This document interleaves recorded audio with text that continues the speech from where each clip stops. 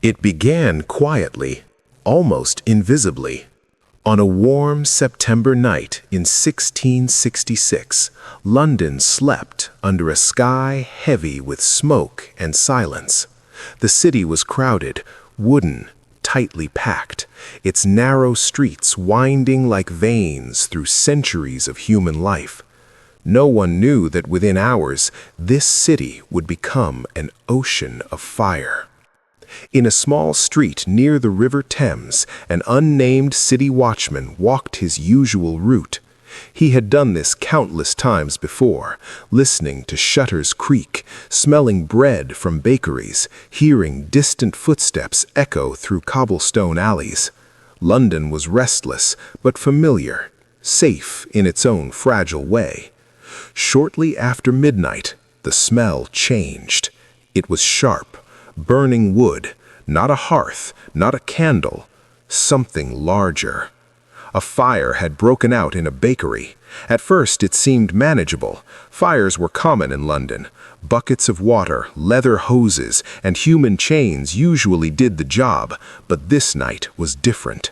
A strong wind swept through the streets, feeding the flames, pushing them forward like a living force. The watchman ran toward the glow. Flames climbed wooden walls with terrifying speed. Sparks leapt across rooftops. Within minutes, nearby houses were burning too.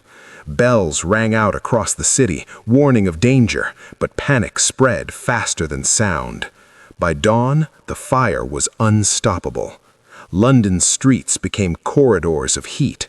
Roofs collapsed, windows exploded. The wind roared like a beast, carrying burning embers across entire neighborhoods. What should have taken days happened in hours. The watchman helped families flee, children crying, parents carrying whatever they could salvage, faces lit orange by firelight. There was no organized response, no modern fire brigade. Only desperation. People tried to tear down houses to create fire breaks, but the flames jumped gaps easily. The fire moved east, then north, then west, devouring markets, churches, homes, warehouses. Smoke turned day into night. Breathing became painful. The air tasted of ash and fear. By the second day, the fire reached the heart of the city. The watchman stood near the great cathedral, one of London's proudest landmarks. Stone walls were thought to be fireproof. They were wrong. The intense heat cracked the stone. Lead from the roof melted and flowed like liquid silver. The cathedral burned, collapsing into itself as thousands watched in stunned silence. Hope was burning with it. Refugees flooded into open fields outside the city walls. Entire lives were reduced to what could be carried by hand. Gold, furniture, documents, everything else was lost. Some people buried valuables in the ground. Others sat silently, staring back at a city they no longer recognized. The fire raged for 4 days. By the time the wind finally died, London was gone.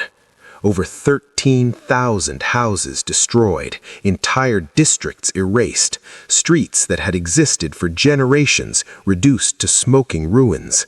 Miraculously, few deaths were officially recorded, but survival came at a cost: hunger, disease, homelessness, trauma. The watchman returned to the ruins where his route once was. Nothing remained.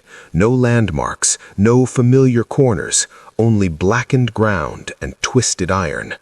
London had not just burned, it had been reborn through destruction. In the months that followed, the city would rebuild: wider streets, brick and stone buildings, new laws, fire safety. The Great Fire changed how cities were designed forever. But for those who lived through it, the memory never faded. London survived, but it was never the same. The fire proved a timeless truth.